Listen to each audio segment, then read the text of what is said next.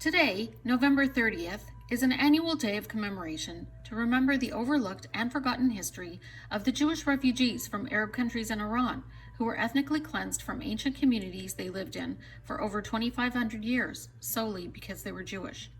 In the mid-20th century, nearly 1 million Jews were subject to bloody pogroms and brutal anti-Jewish riots, causing them to flee from their homes in Iraq, Syria, Egypt, Sudan, Lebanon, Tunisia, Algeria, Morocco, Yemen, Libya, and Iran.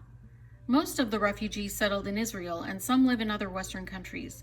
There has not been any justice or restitution for the refugees, who lost assets estimated to be worth approximately $250 billion. Tonight, we pay tribute to them and share their stories. My name is Michael Mostyn, Chief Executive Officer of B'nai B'rith Canada. November 30th is a day where Jews all around the world commemorate the forgotten refugees of Jews from Arab countries and Iran. These stories, the stories of Mizrahi and Sephardi Jews that live across Canada, the United States, France, Israel, and all the way around the world, in all countries except for those which they were forced to flee often, stories of terror, stories of leaving all of their possessions behind. These are stories that are not well known, and yet they tell the rise of the modern state of Israel. These stories took place in the years following 1948, sometimes before 1948. But you cannot understand Israel, and you cannot understand the Jewish people today without understanding these stories. They are not well known. And that is why B'nai B'rith has put together this program. We hope that you at home find it educational, and we hope as well that you will join us in a call to action following the end of this program. Thank you.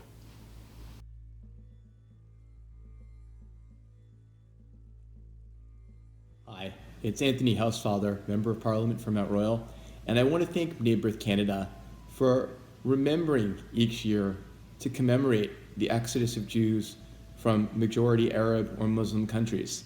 It's an exodus of almost 900,000 people, largely forgotten by everyone who was not directly affected. The Spanish and Portuguese synagogue is in my riding. It's the oldest congregation in Canada, first incorporated in the late 1760s. And while it's been there for over 250 years, one of the things that has made it all the more special in the last 50 years is the inclusion of many Sephardic Jews who arrived from majority Arab and Muslim countries. There's a community from Iraq, from Syria, from Lebanon, from Egypt, from Iran, from Morocco and Tunisia and Algeria. And these Jews have mixed with our local Ashkenazi Jewish population who descended from people who came many generations ago from Europe and from other Jewish populations, and have provided us with a richness in our community that we did not have before. C'est très important chaque année de reconnaître l'histoire et l'importance de l'histoire des Juifs qui ont arrivé au Canada, qui ont été réfugiés des pays majoritairement arabes ou musulmans. Et si vos ancêtres sont de Maroc, Algérie, Tunisie, Égypte, Irak, Iran, vous connaissez très bien qu'est-ce qui s'était passé.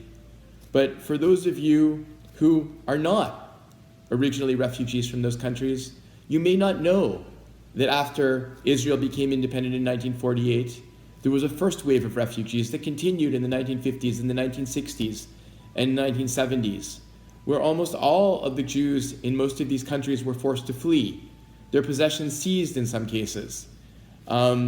Terror reigned against them in some cases. And we should never forget their experience, whether they live in Israel or in Canada or the United States or France or other countries today. They'll never forget the long and rich history they had in those countries and the reasons they were required to leave. And we, as Canadians, should never forget the past and the and the violence that they faced in the years preceding their departure from those countries. So to all of you who were refugees from those countries, thank you for coming to Canada and sharing with us your beautiful and unique histories and the experiences you lived as you left those countries. Today we take time to commemorate and honor the plight of more than 1 million Jews that have been displaced from their homes across the Middle East and North Africa as a result of ethnic and religious persecution which began in the 1940s and sadly still goes on today. The Jewish people have been the target of hate, persecution, and violence for millennia. The period following the establishment of the State of Israel was no exception and led to hundreds of thousands of Jewish people fleeing their homes in order to protect their lives. Although the immediate attention of the world is on COVID-19 and its effects, I would like to assure everyone that Canada will always fight against anti-Semitism and racism in all of its forms, both at home and abroad. Only through vigilance can we protect what we've already achieved and ensure that tomorrow is better than today. I'm honored to be speaking today at the invitation of B'nai B'rith Canada, with whom we have partnered for many years in outreach campaigns that have raised awareness of this great injustice. B'nai B'rith is truly doing outstanding work in honoring and educating people on the horrors that Jewish families and individuals will overcome throughout history. I look forward to continuing our important and meaningful work. Shalom. Today we remember the 820,000 Jewish refugees who were displaced from states in the Middle East and North Africa after 1948. Like so many refugees have experienced throughout history, these individuals were forced from their homes by hatred and discrimination. The new Democratic Party of Canada will always condemn racism, violence, and anti-Semitism in all its forms, and we will always stand up for human rights in Canada and around the world. Violence against one is violence against all. Dear friends, thank you for allowing me to address you today in our shared privilege to commemorate the Jewish refugees from Arab countries. Since its foundation, the State of Israel has been committed to the absorption and inclusion of Jewish immigrants from all corners of the world. Throughout the 1940s and 50s, proud Zionists from many Arab countries faced persecution, had to leave their homes behind and start anew in the budding Jewish state.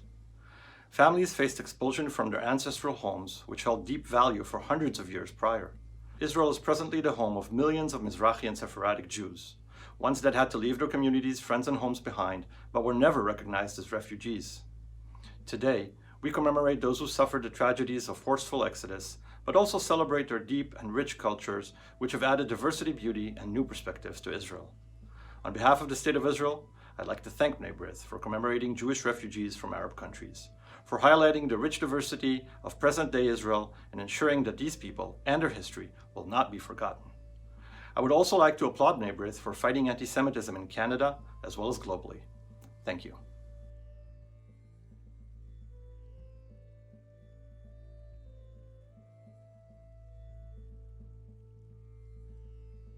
Hi, my name is Carmel Melamed. I'm an Iranian Jewish journalist and activist based in Southern California.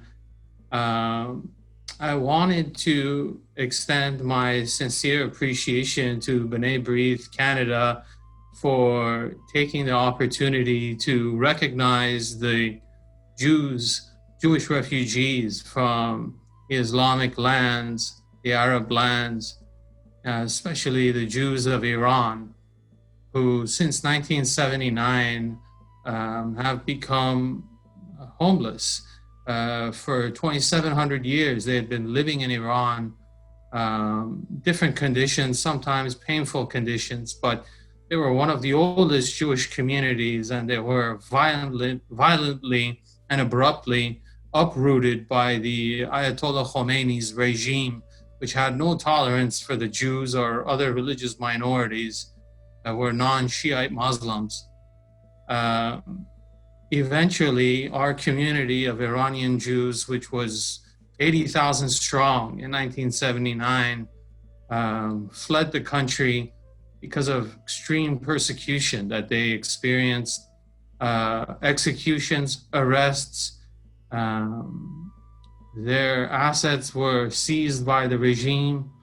The Iranian Jewish community leader Habib Aghanyan was put in front of a firing squad and executed on false charges of spying for Israel and America. It created tremendous chaos, and as a result, our community was forced to leave Iran.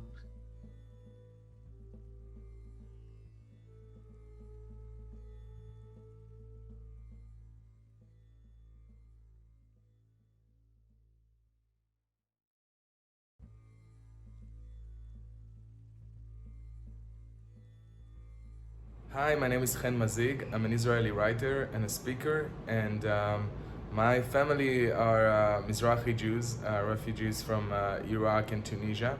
I often feel like, I have this burden on my shoulders to speak for my family. I have 12 aunts and uncles on my mother's side and 16 on my father's side, and they have children. And out of those hundred of people, I'm the only one that is able to write and speak about this issue that actually, is doing it. And I know that it's the same for many other Mizrahi families that are not involved in the conversation, in the discourse about Israel that we're seeing happening online, in the media. And that's why I think the story of 850,000 Jews, today almost 4 million Jews globally, the Mizrahi Jewish community, has been largely ignored. We are invisible in many ways.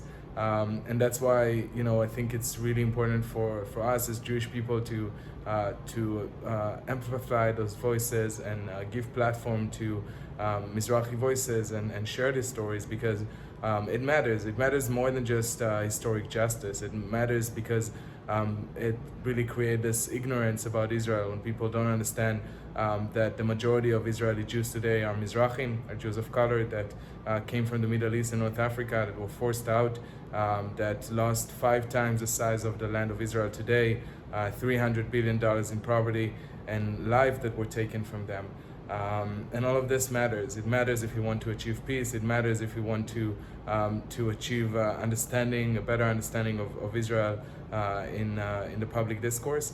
And that's why I think November 30th is so important as a commemoration day for the Mizrahi Jewish refugees and their story, a story that has been silenced, as people that have been silenced for so long. Thank you.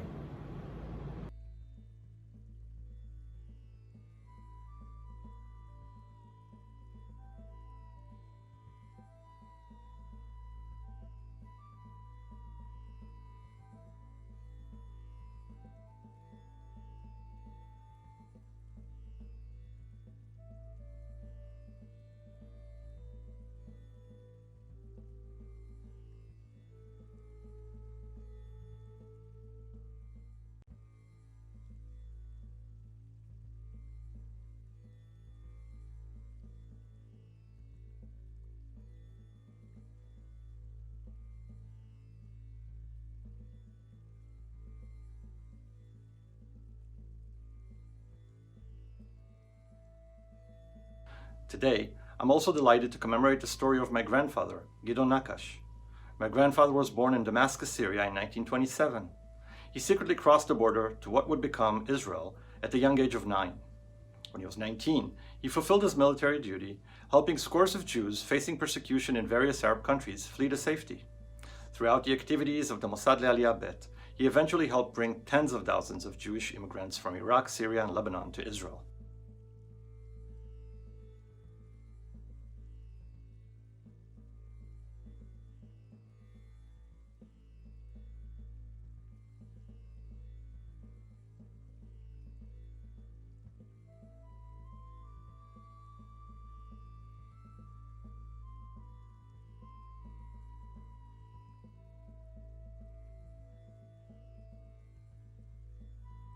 I was born in Tripoli, Libya. My father was working in a big accounting company, and he had many friends of all different religions, of course.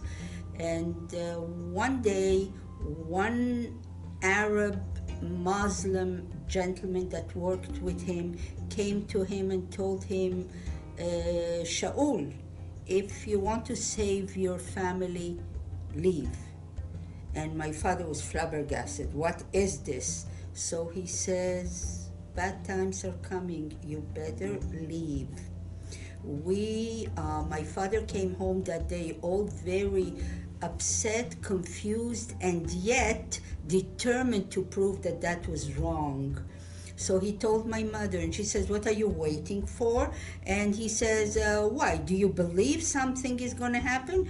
And sure enough, on that same day, one of my great uncles, like he was my grandfather's brother, was killed on the street, was murdered on the street.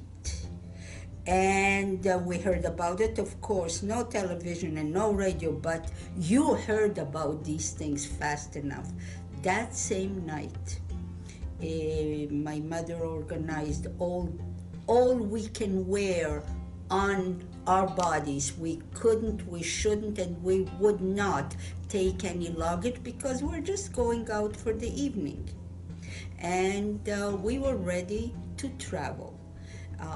We traveled by bus, which left through the night, sometime in the middle of the night, through Gabis and on the way to Tunis.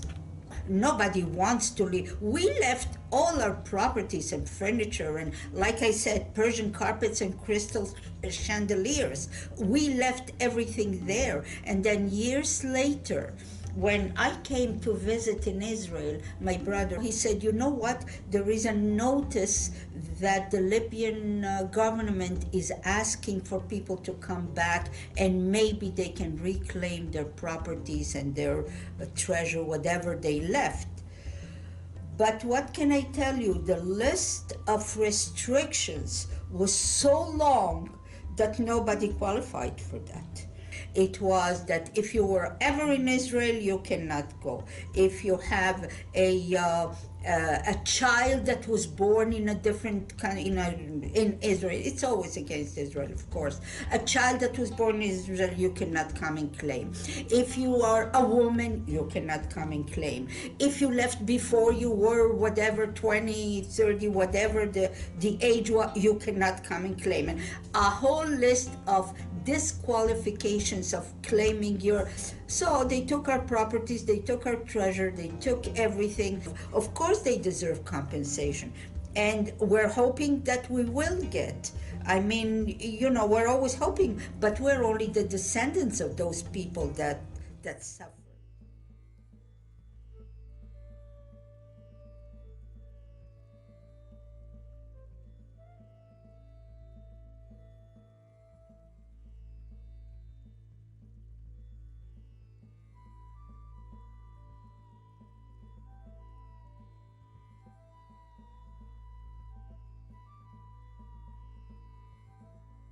I personally have a very painful story. My family suffered firsthand the terror of this regime that was directed at the Jews. My relative, a gentleman by the name of Ibrahim Beruchim, was a 30-year-old Iranian Jewish businessman. He was randomly arrested in early 1980 for no crimes. He was imprisoned in the notorious Evin prison in Tehran. And on July 31st, 1980, this year was the 40th anniversary, he was put before a firing squad and shot at point blank range. He was not given a trial. There was no jury. There was no evidence. The only crime that they accused him of was being a Zionist spy and supposedly hosting American and Israeli individuals in the hotel that his family owned. My father had to retrieve his body from the prison morgue, and they would not release his body to my father. They demanded that he pay the equivalent of 50,000 Iranian currency to pay for the bullet that they used to put into his heart before they would release his body. This is the depravity. This is the evil of the Iranian regime, not just at Jews, but anyone that they designate as infidels or enemies of their regime. And it's a nightmare that my family and hundreds of other Iranian families, Jewish and non-Jewish, have been living with for the whole years of the regime being in power.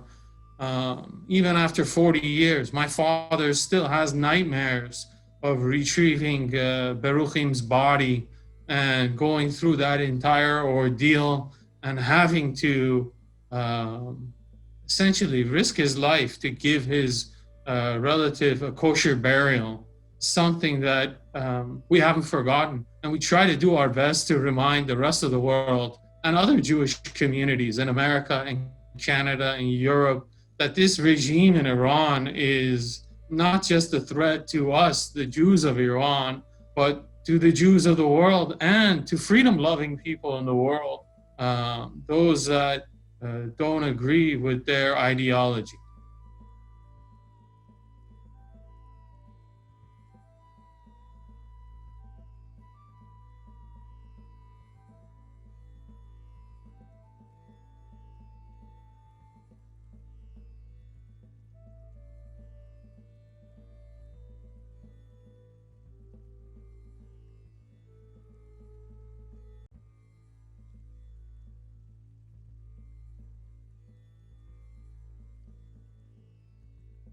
My name is Gladys Daoud. I was born in Iraq.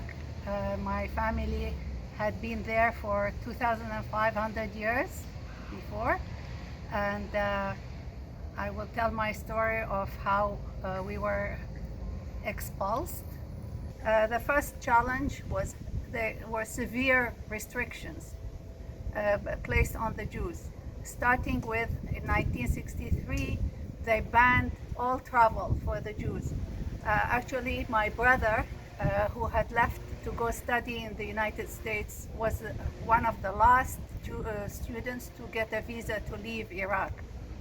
Not just not to leave Iraq, but sometimes it panned out that you cannot leave Baghdad city even. It went as much as you cannot meet your friends and sit in a cafe or whatever. So the restrictions were going from bad to worse.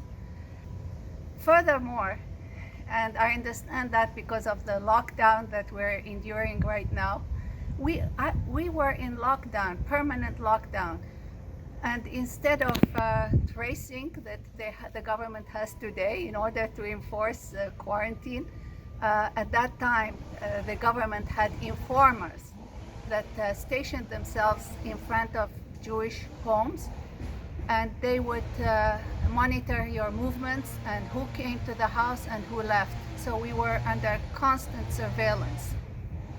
You have to understand that the 3,000 Jews that remained in Iraq in 1963 onwards were the remains of 130,000 Jews that were there prior to 1950. And the ones that stayed behind is because they had a lot of assets and they were very well-to-do in Iraq.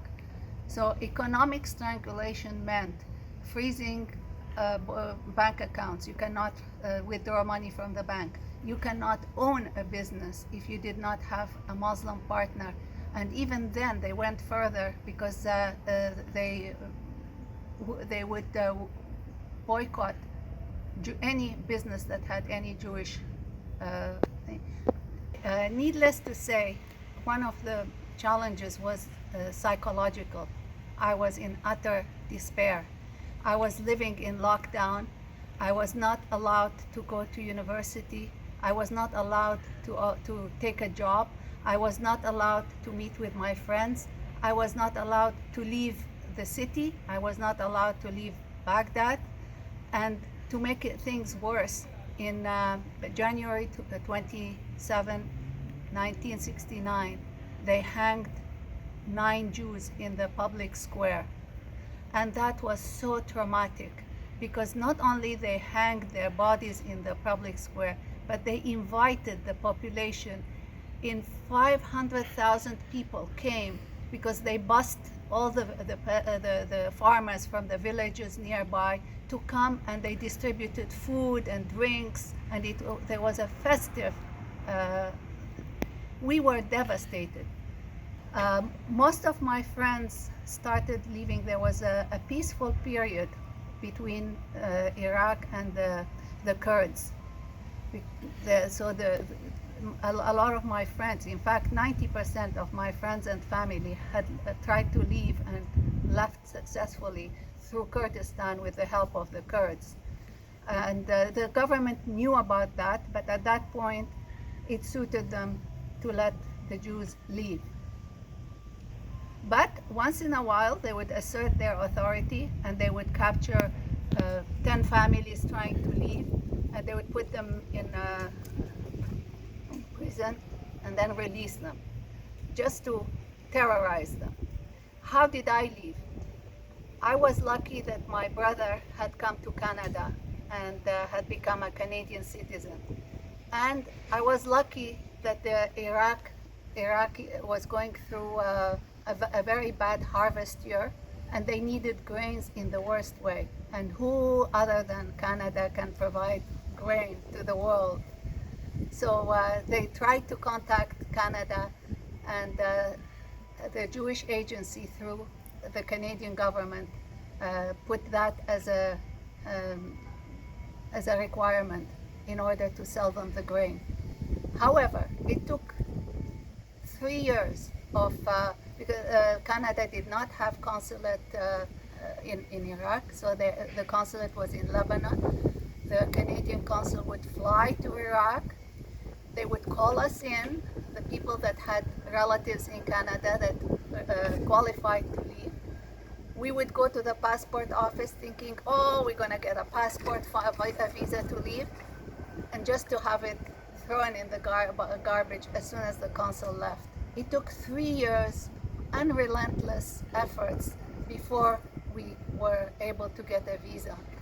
And still, leaving was traumatic because we left everything behind. We were only allowed a small suitcase with a few clothing items with us. We locked the front door, we left the car in the garage, and we took a cab to the airport, and we left. My message to the world is that this story has remained, we are 50 years later, and I am grateful that I get to tell my story.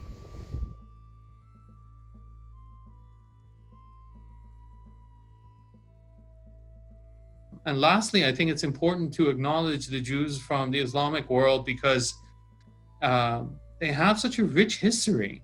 And now that we're seeing peace, this new radical peace in the Middle East with the Abraham Accords, they are, in my personal opinion, they are a linchpin to solidifying this new found peace with the Arab and Muslim world, because here you have Jews that are from the Arab and Muslim world, that speak that language, that have that culture, that share that music, that share that food with the Arab world, and they can bridge that gap. They can solidify these new friendships and show the Arab world that the Jews and Israel are not their enemies, but in fact are perhaps their cousins and have so much commonality.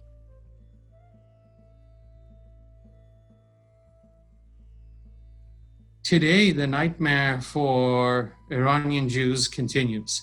There are still 5,000 to 8,000 Jews still living in Iran. For whatever reasons, they haven't left, monetary reasons. Sometimes they have families there. Sometimes they have other concerns and they've remained there. But the regime is not only a threat to them living in Iran, but they're a threat to Jews living worldwide. They have a goal of eliminating those that are opponents to their regime, and the Jews and Israel are at the top of that list.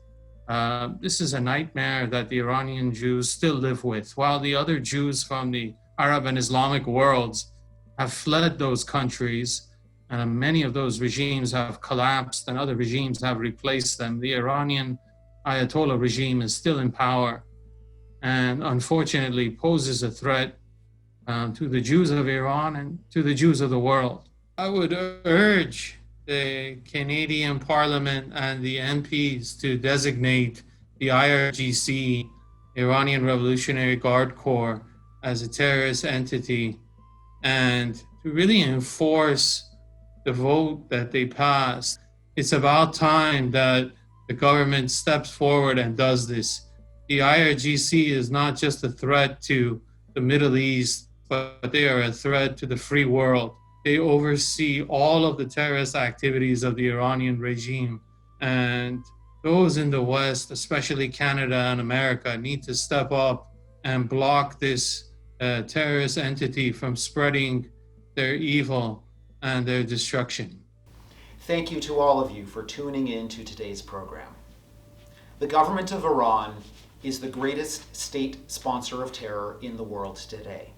They are a threat to all of us, all around the world. It is a threat to Canada, it is a threat to Canada's security interest. The Islamic Revolutionary Guard Corps, the IRGC, is in effect a terror division of the Iranian government. They must be listed in its entirety as a terrorist organization in Canada. A motion was passed in the Canadian Parliament 2 years ago by opposition and government members calling for the listing of the IRGC as a terrorist organization, and yet, more than 2 years later, it has not been listed. This caused B'nai B'rith to go to the unprecedented lengths of launching a lawsuit against the government of Canada for the listing of this entity to enforce what the government of Canada had already voted upon.